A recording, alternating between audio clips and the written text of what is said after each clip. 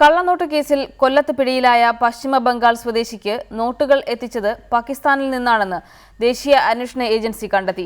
കസ്റ്റഡിയിലുള്ള പ്രതി കള്ളനോട്ട് വാങ്ങിയത് ദാവൂദ് ഇബ്രാഹിമിന്റെ സംഘവുമായി ബന്ധമുള്ള വ്യക്തിയിൽ നിന്നാണെന്നും അന്വേഷണ സംഘം സ്ഥിരീകരിച്ചു. കരുനാഗപ്പള്ളിയിൽ കള്ളനോട്ടുമായി പിടിയിലായ രണ്ടുപേരുടെ മൊഴിയുടെ അടിസ്ഥാനത്തിലായിരുന്നു പശ്ചിമബംഗാൾ മാൾഡ സ്വദേശി മാർത്തൂജിനെ പിടികൂടിയത്. കാലിയ ചൗക്ക് എന്ന ഗ്രാമത്തിലെ ഇയാളുടെ വീട്ടിലെത്തിയായിരുന്നു അറസ്റ്റ്. തുടർന്ന് നടത്തിയ അന്വേഷണത്തിലാണ് കള്ളനോട്ട് എത്തിച്ചത് പാകിസ്ഥാനിൽ നിന്നുമാണെന്ന് NIA സ്ഥിരീകരിച്ചത്.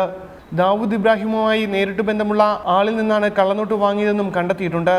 ദാവൂദും സംഘവും ഇന്ത്യയിലേക്ക് കടത്തിയ 2000 കോടി രൂപയുടെ കള്ളനോട്ടിൽ ഉൾപ്പെട്ടതാണ് കരുനാഗപ്പള്ളിയിൽ നിന്ന് പിടികൂടിയതെന്നും NIA അറിയിച്ചു.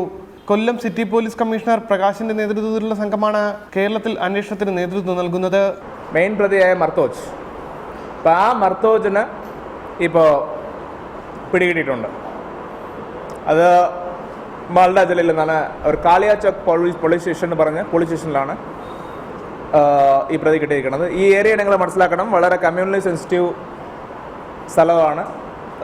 ഒരു മാസം മുമ്പിൽ കമ്മ്യൂണൽ റയറ്റ് ഉണ്ടായി അവിടെ. കാളിയ ചൗക്ക് പോലീസ് സ്റ്റേഷൻ തീവെപ്പ് ഉൾപ്പെടെ ഉള്ള പ്രതികളിലുള്ള ഒരു പ്രതിയാണ് ഇയാൾ.